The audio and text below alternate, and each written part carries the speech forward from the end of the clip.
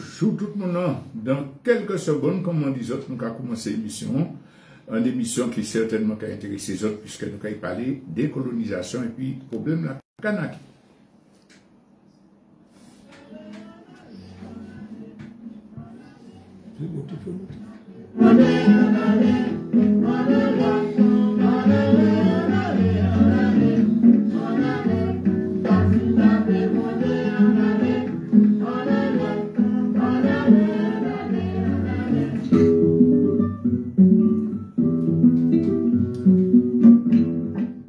Bonjour à tous, bonjour à toutes.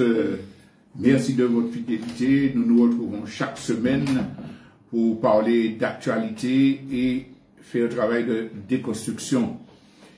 Et aujourd'hui, nous allons avoir un thème particulier. Alors, je vous avoue que j'avais prévu initialement de parler de la pauvreté en France, un rapport qui a montré l'explosion de la pauvreté. Et à partir de ça, de développer ce qu'est l'économie.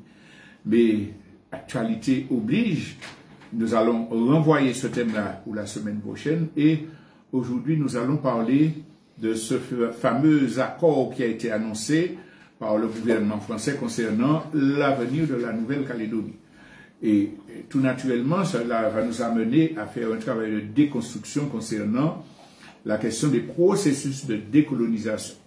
Vous voyez donc l'urgence du thème et l'intérêt que nous avions d'en discuter aujourd'hui.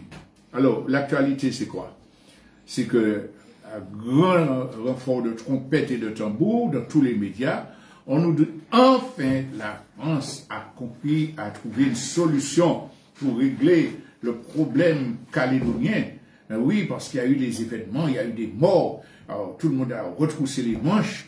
Il y a eu des négociations pendant la nuit où ceux qu'ils appellent les loyalistes, c'est-à-dire les pro-colonialistes, et les Kanaks, les partisans de la souveraineté, sont parvenus à signer un accord. Alors, tout le monde s'en félicite. Il s'agit d'un projet d'accord sur l'avenir de la Nouvelle-Calédonie. Et à signaler tout de suite que les Kanaks n'emploient pas ce langage-là pour parler de ce qui a été signé. Ils parlent de l'accord de Kanaki. C'est pour installer une nuance. Alors, qu'est-ce qu'il prévoit? Cet accord, c'est la création d'un État associé dans le cadre d'une pleine souveraineté qui pourra être reconnu par la communauté internationale et qui pourrait donc rentrer sur la liste des États à l'ONU. Et le texte prévoit la création d'une nationalité calédonienne qui s'ajoutera à la nationalité française et l'Assemblée de Nouvelle-Calédonie sera dotée de sa propre loi fondamentale qui sera adoptée par le Congrès, organe législatif du territoire. Ce sont des annonces mais vraiment spectaculaires. Tout le monde en parle, les nationalistes d'ici qui disent mais qu'est-ce qui se passe, etc. Vous imaginez? La France dit j'autorise la Nouvelle-Calédonie à être un État qui sera associé à l'État français, que cet État-là pourrait être reconnu à l'ONU. Et puis, celui qui vit là aura deux nationalités, une nationalité française et une nationalité catholique. C'est la révolution, aïe, aïe, aïe. Heureusement que les Kanaks avaient lutté, et puis la France a compris enfin. Mais à côté de ça, il y a un volet économique. Un pacte de refondation économique. Donc, qui pourra permettre de régler les écarts d'inégalité, etc. Franchement, quelle personne qui connaît l'histoire de la France, qui connaît l'histoire de la Martinique, qui connaît l'histoire de la Kanaki, peut croire un instant que le gouvernement français s'est réveillé pour dire, bon, je donne un État calédonien, je donne la nationalité, et puis je vais aider la colonie à se développer. Alors, bon, les gens qui sont sérieux vont se poser une première question. Quelles sont les intentions réelles de la France? Quand on regarde le détail de l'accord, évidemment, nous n'avons pas encore tous les textes, mais pour ceux qui en est déjà publié, quand on regarde les détails de l'accord, on voit déjà la réalité des choses. Alors, par exemple, la nationalité calédonienne qui va exister sera fondée d'une part sur le droit du sol, donc si vous êtes là, et puis d'autre part sur un délai de résidence de 10 ans. Ça veut dire que éventuellement, quand l'autorisation d'avoir la nationalité va apparaître, il faut compter 2 ans, 3 ans avec la législation. Les gens qui sont sur le territoire à ce moment-là depuis 10 ans, ça veut dire que nous sommes en 2025, mais ceux qui sont en Nouvelle-Calédonie depuis 2015 et puis peut-être les 2 ans d'attente, auront le droit d'avoir la nationalité calédonienne et de participer. 10 ans. Dans la législation actuelle en France, combien de temps faut-il aux immigrés pour voter aux élections nationales? Ça n'existe pas. Même aux élections locales, il y a des conditions drastiques. Mais l'accord prévoit que, bon, tous les Français que nous allons nous presser d'envoyer en masse là, ils auront la nationalité. Et rien ne pourra empêcher ça. Donc ça c'est pour avoir la nationalité. Mais cet accord-là, il faudra le voter en 2026. En 2026, quel corps électoral va voter? Tous ceux qui sont là depuis 15 ans. Ça veut dire que nous sommes dans un processus d'autodétermination où les peuples mélanésiens qui sont là depuis des millénaires, qui ont été colonisés et qui ont été rendus minoritaires, devront voter leur avenir avec des gens qui sont là depuis 15 ans. Et on sait qu'il y a eu la politique, je ne parle même pas depuis Mesmer en 73, de génocide par substitution. Le corps électoral est truqué. Mais attention, après ça, le délai sera réduit pour les nouveaux nationaux français qui sont là depuis 10 ans, quand il s'agira, après le vote de 2026, si cette fameuse loi, ce fameux projet passe, tous les gens qui sont là, il n'y aura plus d'histoire depuis 10 ans, ils ont la nationalité, donc ils pourront voter. Ça veut dire qu'on truque, on écrase le droit du peuple kanak à l'autodétermination par cette seule disposition. Et puis on a parlé du plan de relance de diversification économique ciblé sur des objectifs stratégiques tels que l'autosuffisance alimentaire et énergétique, le tourisme et l'économie sociale et solidaire et l'économie des tribus. Mais attention, il y a l'assainissement des comptes publics que la Nouvelle-Calédonie aura. Le redressement des comptes sociaux qui va constituer une priorité. De même que la filière nickel, avec le lancement d'une activité de transformation du minerai sur place en province nord. Ça veut dire quoi?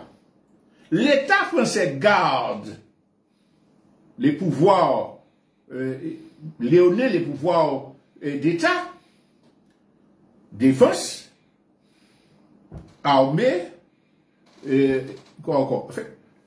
monnaie, tous régaliens. Voilà le mot que je cherchais. L'État français garde tous les pouvoirs régaliens. Donc tu as un État corrompu sans pouvoir régalien. Mais sur le plan économique, le cadre qui sera dressé reste en ce que c'est. Mais qui a les investissements pour le nickel? Qui va dire je contrôle les comptes de la collectivité, à savoir je veux un équilibre, il ne faut pas dépasser 3% de ceci, oui, comme en France, nous faisons l'effort de sacrifier les retraités pour équilibrer les comptes, bon, mais il faudra que l'État qui fait partie, toutefois, de notre ensemble, participe à l'effort et je contrôle. La justice. La justice. Les médias. L'État français garde tous les leviers de pouvoir. Il vous donne un nom d'État. Il vous impose un plan économique où il ne peut qu'être le gérant, le directeur général, et puis le tout est joué. Alors, mais c'est pas tout, parce qu'on parle des intentions de l'État français. Pourquoi l'État français propose ça? C'est parce qu'il est discrédité à l'échelle internationale et notamment sur la question kanak. Parce qu'il sait que le peuple kanak ne va pas lâcher le combat.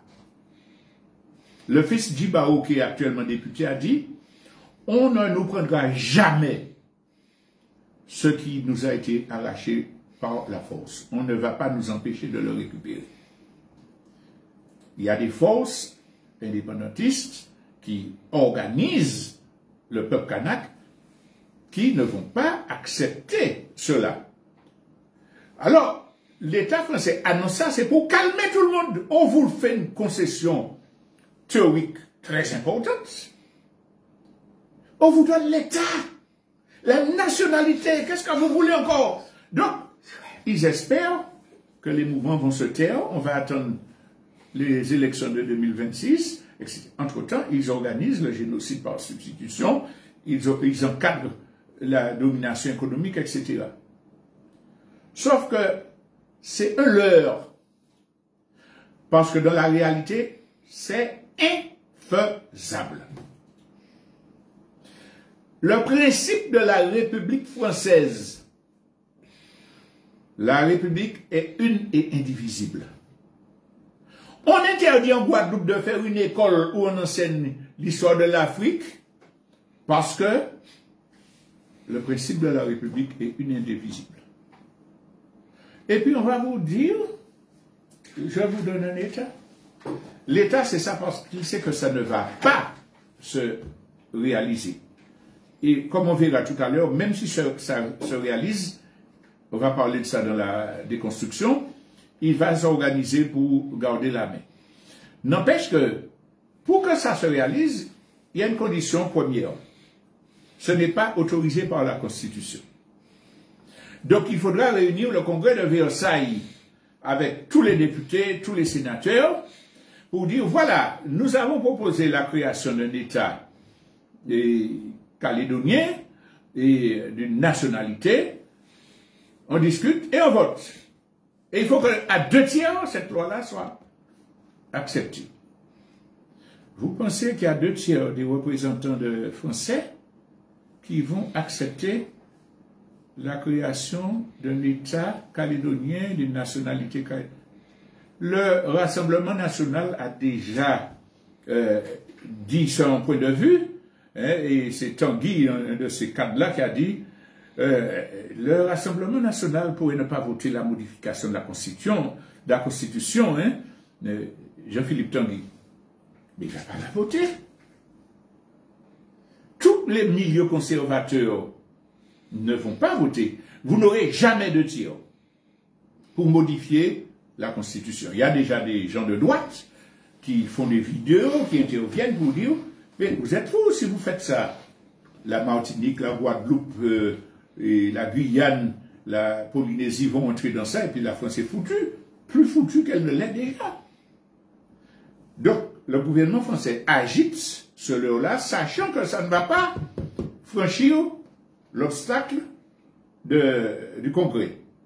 Mais, comme c'est des gens qui réfléchissent et qui prévoient, ils disent, mais si jamais l'obstacle Congrès est franchi, il faut que ça ne nous gêne pas. Donc on va commencer à travailler avec les caldoches, on va commencer à travailler avec les forces économiques, avec l'armée, tout ça, pour faire en sorte que l'État qui sera reconnu, si on arrive à changer la Constitution, nous pourrons le commander comme nous voulons. Déconstruction, tout à l'heure, on va parler de ça. Ça, c'est l'État français. Alors, on peut se dire, mais qui manière les indépendantistes ont signé ça? Les indépendantistes ont signé ça? Mais c'est une trahison du peuple, etc.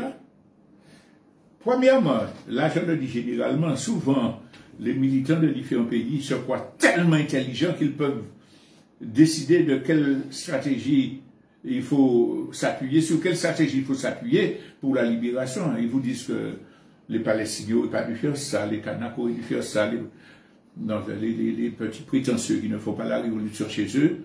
Souvent, ils essaient de dire au reste du monde ce qu'ils veulent faire. Donc, certains vont dire, oui, mais les Kanaks n'auraient pas dû. Interdisons-nous cette prétention imbécile. Sachons que le peuple kanak lutte avec ferveur et conséquence depuis toujours, et si les dirigeants acceptent ça, il y a certainement une bonne raison. Nous supposons, en tant que personnes qui réfléchissons aux différentes diplomaties, aux stratégies, etc., que pour eux, c'est une porte. Ils peuvent savoir que le gouvernement français va piéger. Mais le fait que le gouvernement français dit il faut, j'accepte l'État calédonien qui aura sa nationalité, vous n'imaginez pas l'impact que ça a au niveau international. Ça sanctifie le fait qu'il y a une nation calédonienne qui a droit à l'indépendance et à la nationalité. Psychologiquement, c'est bon pour les indépendantistes. Tout en sachant qu'ils ne sont pas des naïfs, qu'ils ne vont pas croire le gouvernement français, et qu'ils vont utiliser ça comme moyen de pression, mais continuer à préparer l'indépendance. Donc, ne jugeons pas des propos diplomatiques comme Victor Toutou-Goro, qui est un représentant de l'Union progressiste en Mélanésie, qui a participé, qui disait que c'est un compromis équilibré qui nous permet de construire ensemble la Nouvelle-Calédonie, une citoyenneté calédonienne et de bâtir ce destin commun que l'on clame les uns et les autres depuis beaucoup d'années. Ça, c'est de la diplomatie. Le gros reste à venir. Mais n'empêche que, du point de vue des indépendantistes, cette annonce-là, c'est quelque chose qui va leur servir de toute façon. Évidemment, à condition que les stratégies positives continuent à être mises en œuvre. Alors, voilà ce qui se passe. Voilà la position des Français.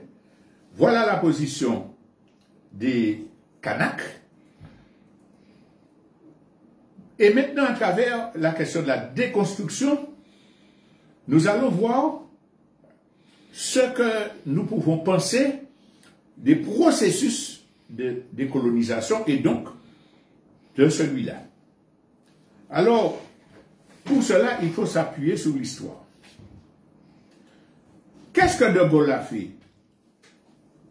Il a proposé au moment où tous les pays colonisés luttaient par voie armée, par toutes sortes de moyens pour arriver à l'indépendance.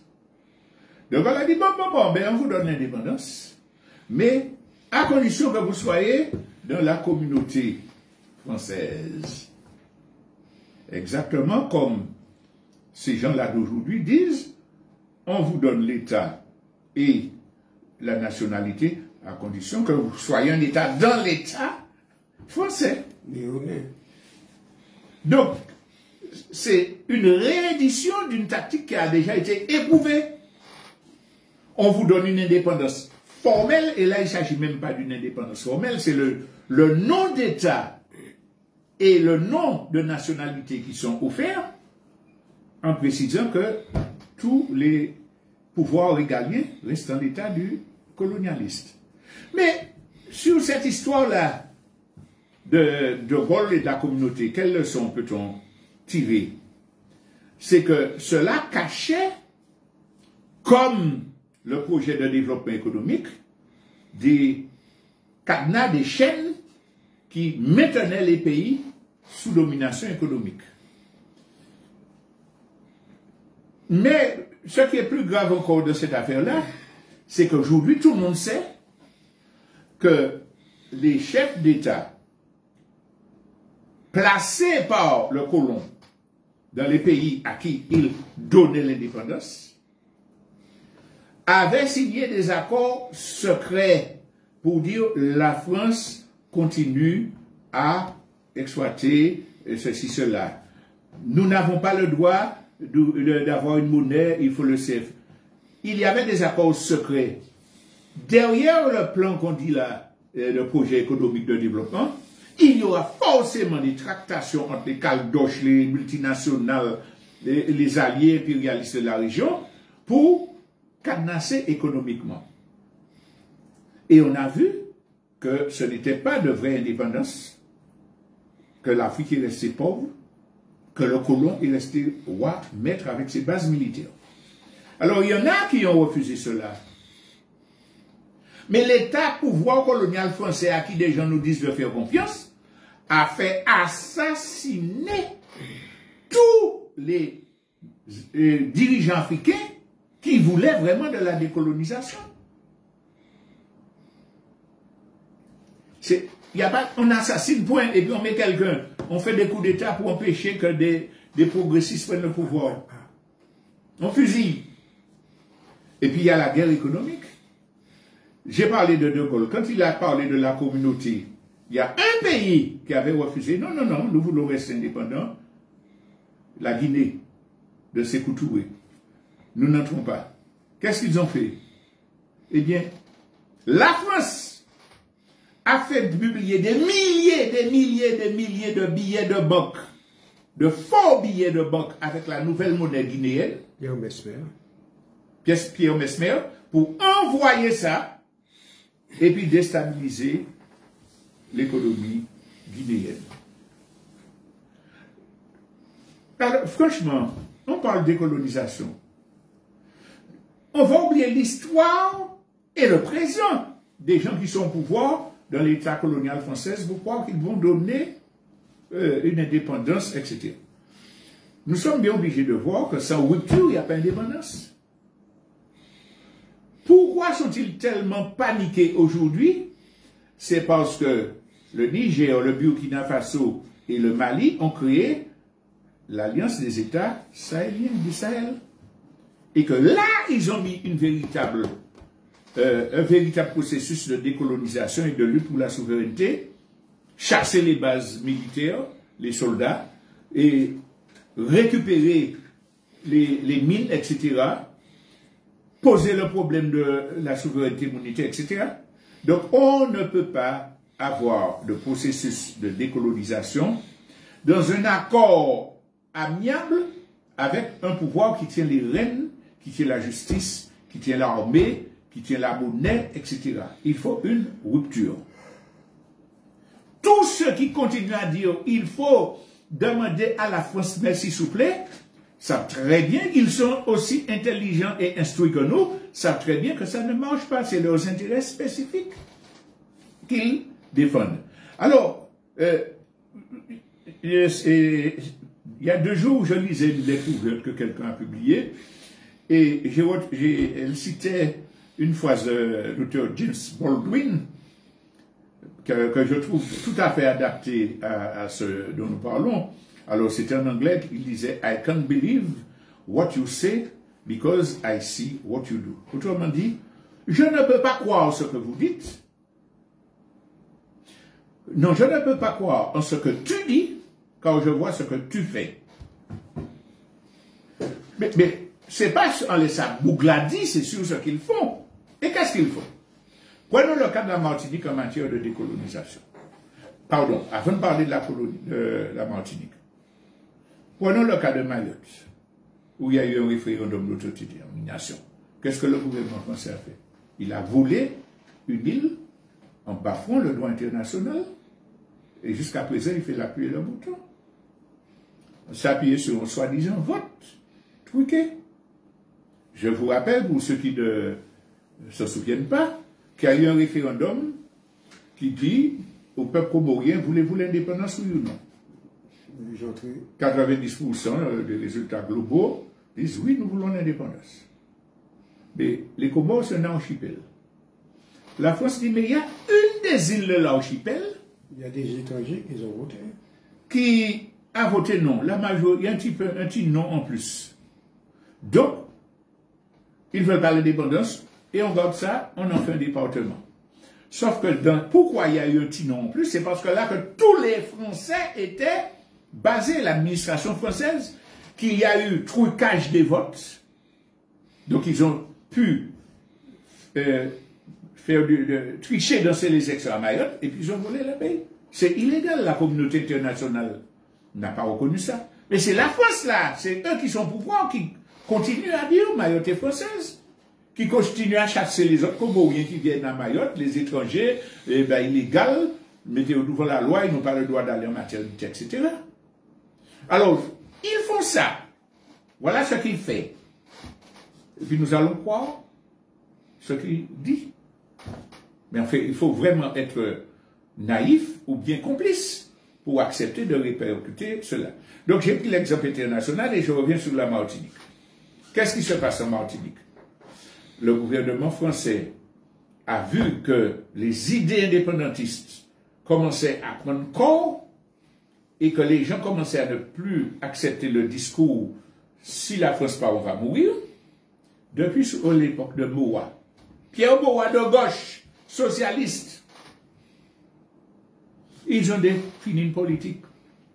Nous avons le document du cabinet de Moa, en tout cas la copie, où il est dit, pour endiguer la poussée indépendantiste en Martinique, et puis il détaille les mesures, aider les artisans français à s'installer, faites ceci, faites cela, et plus globalement, la France a accéléré sa politique de génocide par substitution jusqu'à aujourd'hui.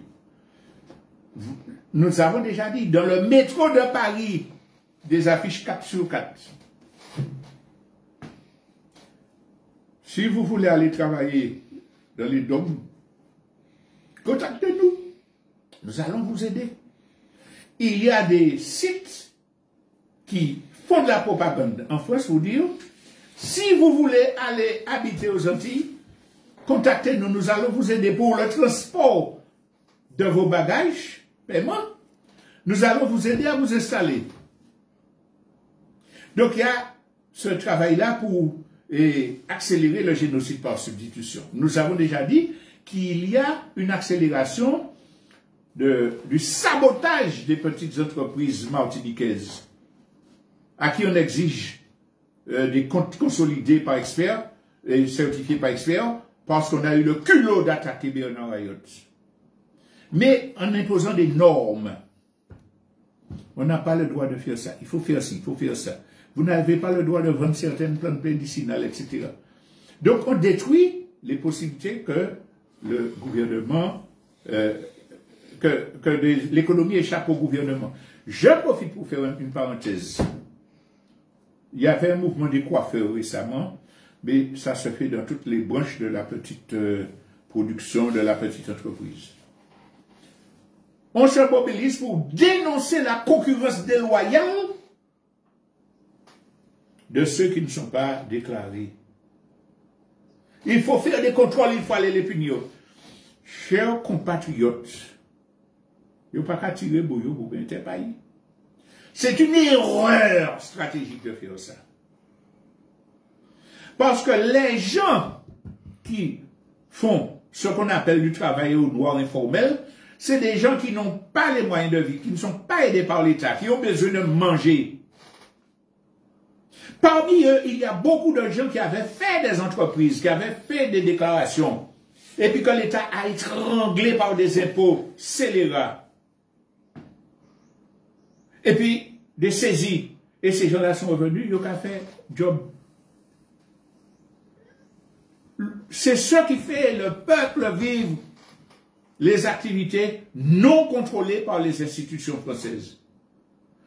Vous allez me dire, oui, mais il y en a qui profitent pour faire n'importe quoi, et ils ont de santé, et tata. Vous pensez qu'il y a plus de petits entrepreneurs qui font des magouilles, qui volent, qui prennent votre argent? Vous pensez qu'il y en a plus que les grandes entreprises qui nous saccagent, qui nous pillent, qui nous volent? Et là, on est obligé d'aller chez eux. Quand le magasin Renault qui vend des véhicules ne met pas de stock de pièces détachées pour ne pas avoir de frais de commande, etc. Et puis vous avez une voiture neuve parfois que vous avez achetée chez eux. Vous venez acheter une pièce, on vous dit, payez, donnez votre argent pour que je commande 2 mois, 3 mois. Pendant ce temps, ma voiture est bloquée. C'est du racket, c'est du vol, c'est du pillage. Et je vous dirai plus. Dans certains cas vérifiables, vous avez une voiture neuve. Quelqu'un a embouti votre voiture. Vous faites une déclaration à l'assurance.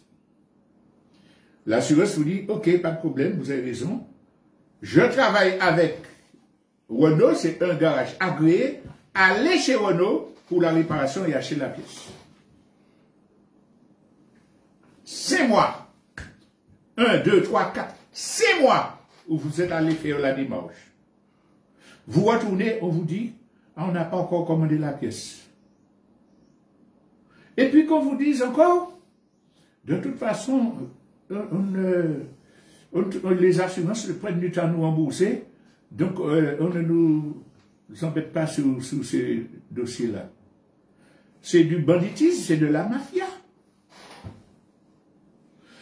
Les dirigeants de l'État français savent ça. Il n'y a pas de plainte, il n'y a pas de condamnation. Et puis nous allons dire, veillez, mon nom qui a coupé chivé, Bokaili, parce qu'il n'a pas déclaré, qui c'est mon envie de ton nom. Et puis qui c'est qui mange. Vous qui purgez, entre guillemets, ce n'est pas cet ennemi-là que vous devez avoir. C'est votre allié, parce que tout ce qui peut assurer qu'un jour vous allez redémarrer, c'est que la production alternative, domestique, populaire, continue à résister et on pourra rebâtir quelque chose sur ça.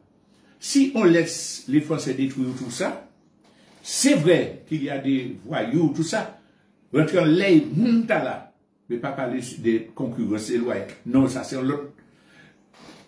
Luttons contre la fiscalité illégale, contre les abus de position dominante. Donc, tout ça pour vous dire que, pour revenir à notre sujet, l'État colonial, génocide par substitution, détruit la production endogène et que la préparation de la décolonisation, c'est la production endogène. Légale ou dissidente. Et c'est ensemble que nous avons à dire, bon, Boukta la passerie, et puis nous caillons les affaires. Mais, donc, on a ça. On a ce qui est plus grave. Chers compatriotes martiniquais, martiniquaises, n'y a pas de choses fait là. Nous pouvons avoir importance de ça. Nous avons dit ça.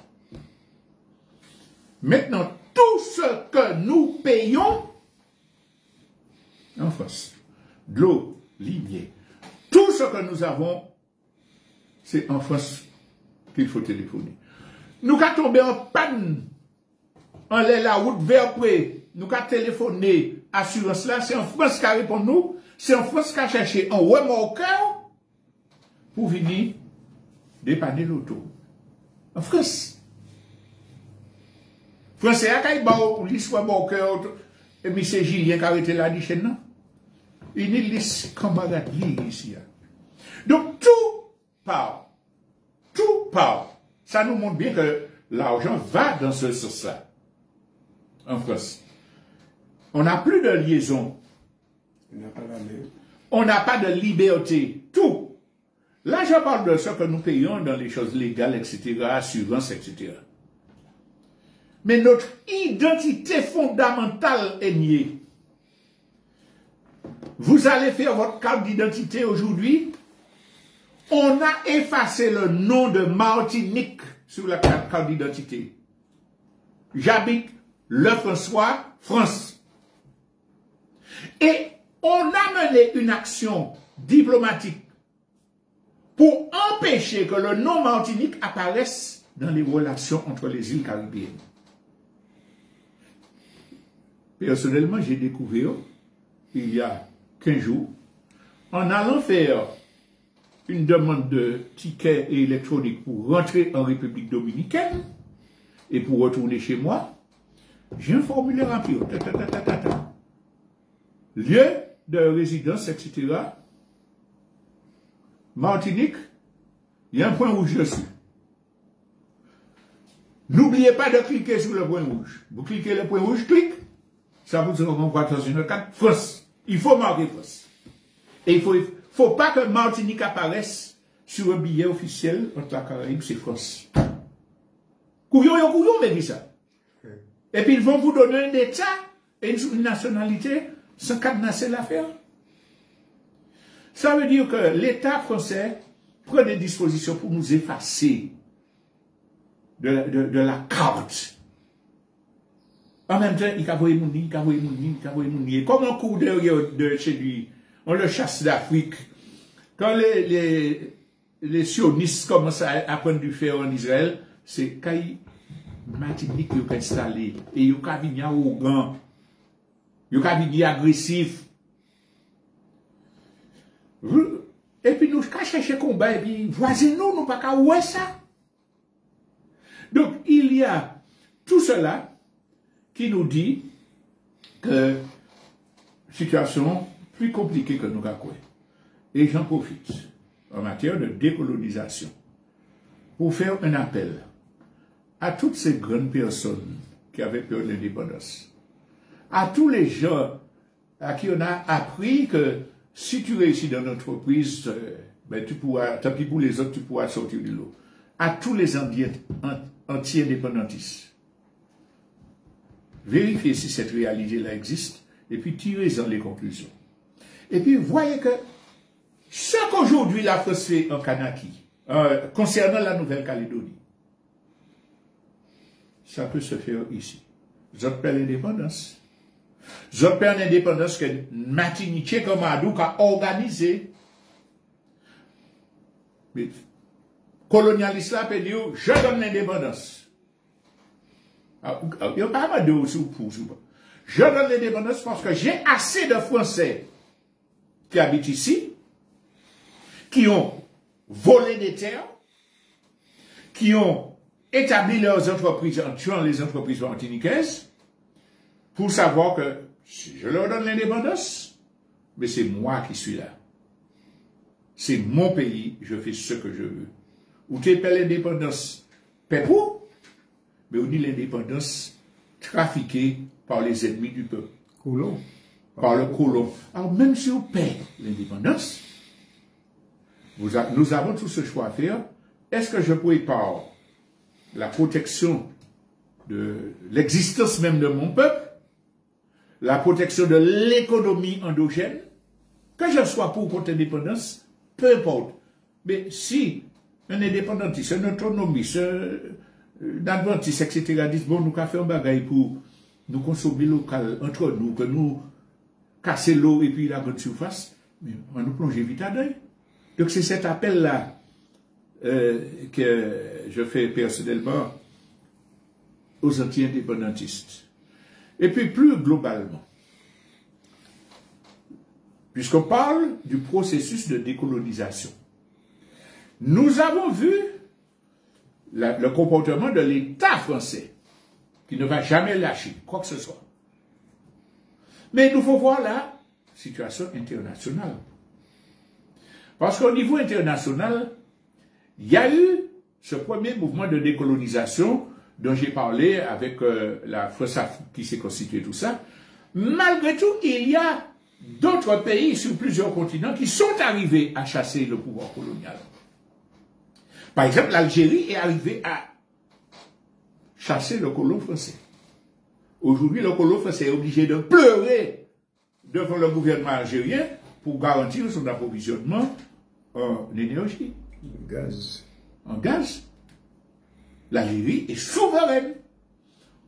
avec les problèmes qu'on peut savoir, dénoncer, etc. Mais je veux dire qu'il y a certains pays qui sont arrivés à décocher. Le Vietnam, que la France a essayé de tuer, que les États-Unis ont détruit à coup de bombes de napalm, ils sont arrivés à gagner leur indépendance. Aujourd'hui, tout le monde a flatté le Vietnam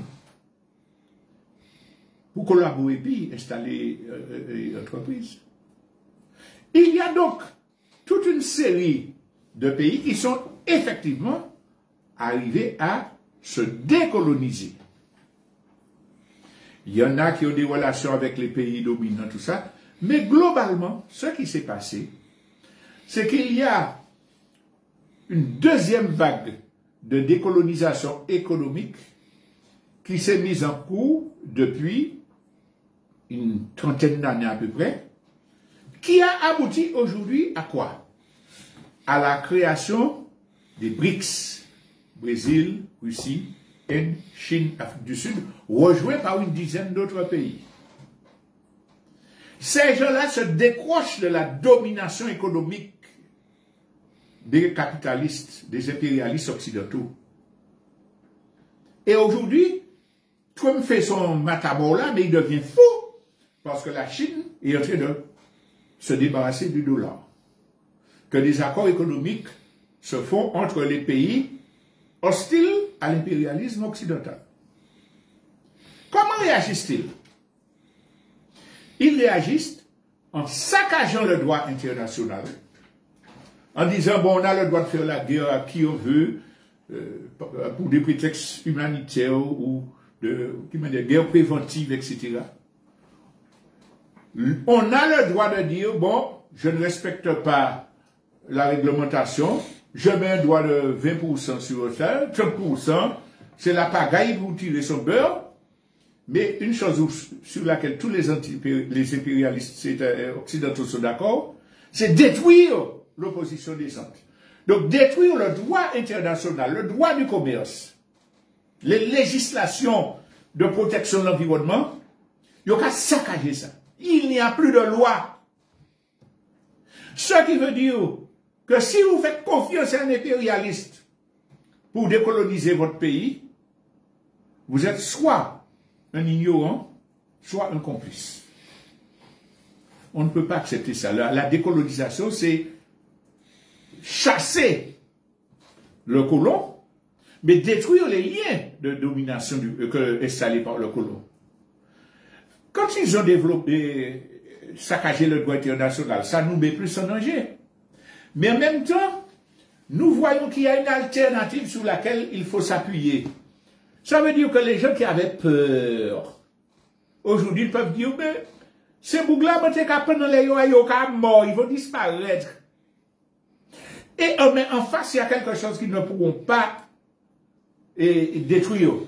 Donc, il faut que je me prépare à collaborer avec les pays libres. C'est ce que les véritables défenseurs de la souveraineté martiniquaise préparent quand ils participent à des rencontres internationales de pays anti-impérialistes et qui construisent le bloc économique alternatif. Donc, on nous pas paie, prend fait, et puis c'est mon nom, on nous, ouais, que nous n'y un porte à sortie. Et qu'il nous faut nous organiser contre ça parce qu'il n'y a pas de droit qui va nous protéger. Il n'y a pas de loi qui va nous protéger. Je vais prendre un exemple. Là, ce matin, je découvrais un document concernant la question des avoirs russes et qui est lié à la question que je viens de poser. L'Europe et les États-Unis, on en avait parlé il y a quelques jours, ont un plan pour détruire les puissances rivales. Ils ont dit, bon, la Chine est trop puissante, ils ont les armes nucléaires. C'est pas elle. Il faut qu'on nous prépare pour être puissants, qu'on élimine tous ceux qui peuvent nous gêner pour pouvoir attaquer la Chine. La guerre mondiale a été préparée sur deux points, deux axes. Proche-Orient, Moyen-Orient, avec les chiens de garde israéliens, péter tout le pays. Tout. La jet tué, moun tué palestinien, etc. pour qu'on ait le contrôle des régions qui fournissent l'énergie, l'essentiel de l'énergie. Et puis, qui sont des passages commerciaux, etc. Puis, deuxièmement, il faut qu'on ait une stratégie. On va attaquer la Russie, l'Iran, et à ce moment-là, on va pouvoir attaquer la Chine. Donc, on a parlé pour le Proche-Orient. Pour préparer l'attaque contre la Russie, faites des recherches. Je donne des pistes. Mais en lisant, en vous informant, vous allez voir que c'est la réalité, que personne ne peut contester. Ils ont poussé l'Ukraine à provoquer la Russie. Le gouvernement d'extrême droite qui était en Ukraine persécutait les Ukrainiens russophones. Vous savez, l'Ukraine faisait partie de l'Union soviétique avant. Et il y a des régions où il y a beaucoup de gens qui sont pro-russes, russophones, etc. Donc, le gouvernement, avant la guerre en Ukraine, persécutait ces gens-là, faisait des pogroms, empêchait de parler russe, etc. La Russie a dit attention, pas faire ça. Nous allons les défendre. Et ils ont attaqué. Dans ces régions-là. Tous les pays occidentaux ont dit, la Russie, Poutine, dictateur, il vient voler l'Ukraine, etc. Mais comme ça ne marchait pas, ils ont signé des accords de Minsk. Parce qu'ils ont vu que l'Ukraine allait prendre du plomb. François Hollande a reconnu, on a signé ça, c'est pour donner à l'Ukraine le temps de se préparer.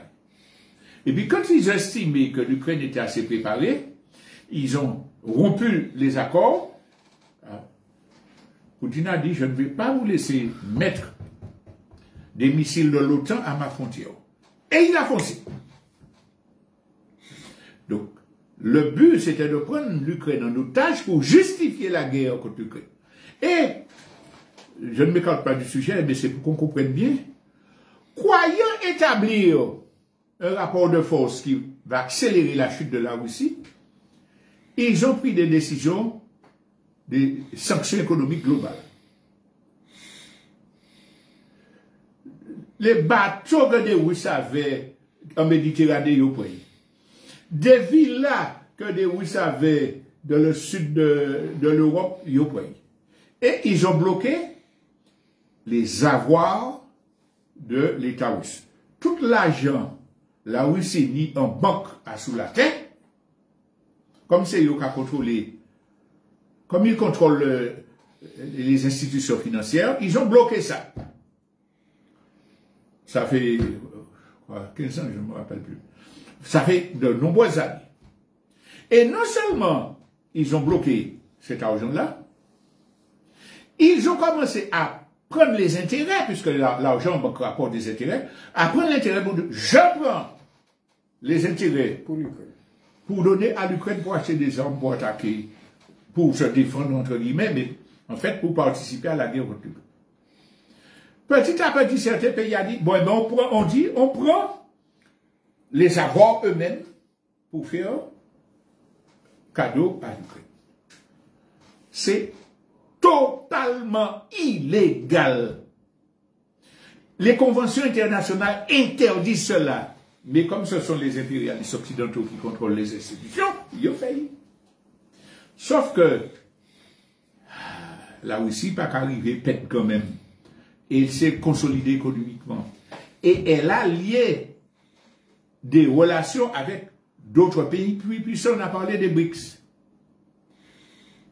La Russie a dit, je contre-attaque. Je vais devant les législations internationales pour exiger que vous me remboursiez mes avoirs et mes intérêts. Ils n'ont pas fait ça. Parce qu'ils n'ont pas mis l'argent. Et si on condamne ces gens-là, comme la loi normalement devrait le faire, ils seraient obligés de remettre à la Russie tous ses avoirs et les intérêts. Ils ne peuvent pas faire ça, mais c'est l'Occident qui va définitivement couler ou qui va accélérer son processus de guerre mondiale pour ne pas avoir à disparaître. Quand j'ai parlé de cette affaire d'avoir saisi, c'est pour vous dire qu'il n'y a plus de droit international.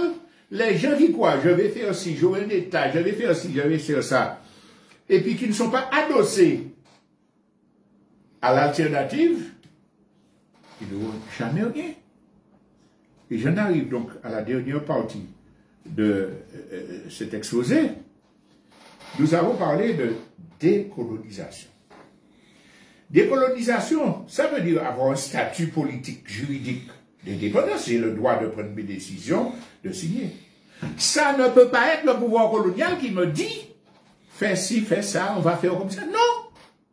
Je dois avoir exercé mon droit à l'autodétermination, ce qui sous-entend que le peuple est d'accord avec moi. J'ai le statut politique et je mène une politique alternative qui me permet de développer mon économie. On a dit, à l'heure actuelle, l'urgence sera de développer chez nous tout ce qu'on peut développer, être révolutionnaire aujourd'hui, être indépendantiste aujourd'hui, c'est pas blablater dans des radios ou bien sur des réseaux sociaux, c'est ça. Développer l'économie alternative, développer la cohésion du peuple, avoir un projet et m'ancrer sur les réseaux alternatifs qui se construisent au niveau international. C'est ça, être révolutionnaire et souverainiste. Le reste, c'est du blabla. Alors, quand nous nous approchons là des élections municipales, la classe politique électoraliste continue à venir dire au peuple, mettez-moi là, manquez ranger commune, non? C'est une trahison du peuple martiniquais. Parce que vous savez que ce n'est pas vrai. Vous savez que l'État français déshabille les collectivités locales, donne des compétences sans financement, ne respecte pas les résultats des élections. Regardez ce qui s'est fait aux législatives en France. Quand vous venez dire au peuple, ah, c'est Bisseta, pas chef, regardez, il l'aide dans ça, il va. Bon, vous venez trahir les intérêts du peuple martiniquais. Par contre, si vous avez le courage de dire, nous sommes dans une situation difficile, l'État fait ceci, nous ne pouvons pas, mais si nous nous organisons pour faire l'alternative, nous pourrons faire avancer les choses. Si vous êtes impliqué dans le mouvement, vous avez le droit de dire, bon, voilà ce que je fais, vous pouvez me faire confiance, tout en me surveillant, vous pouvez participer aux élections sur cette base, il n'y a aucun problème. Mais venir dire aux gens que par la voie des élections, on va régler le problème. Par la voie des négociations avec le pouvoir colonial. J'avais demandé qui veut de pouvoir à Manuel Valls. Il y a eu un comité interministériel, un SIOM, pour les Outre-mer qui s'est fait. Qu'est-ce qui a été décidé? Le président de la CTM dit, mais c'est insultant, on appelle, c'est quelle méthode? Le colon va vous dire, voilà. Et puis vous venez me dire, ah, j'avais négocié une autonomie totale. Vous savez que ce n'est pas vrai. Vous utilisez des périodes électorales pour tromper le peuple, pour arriver à avoir des avantages personnels. Aujourd'hui, poser la question de la décolonisation, c'est avoir une vue globale pour dire le monde est en train de changer. Le monde des voyous, des colonialistes, des suprémacistes arrogants qui faisaient la loi, c'est fini. Ils vont couler. Il y a un autre monde qui se construit, qui peut nous permettre d'asseoir notre souveraineté. Il faut s'arriver sur celui-là. Mais si nous ne sommes pas organisés dans l'esprit de cohésion nationale, dans l'esprit de mettre griffe en terre pour relancer la production, pour relancer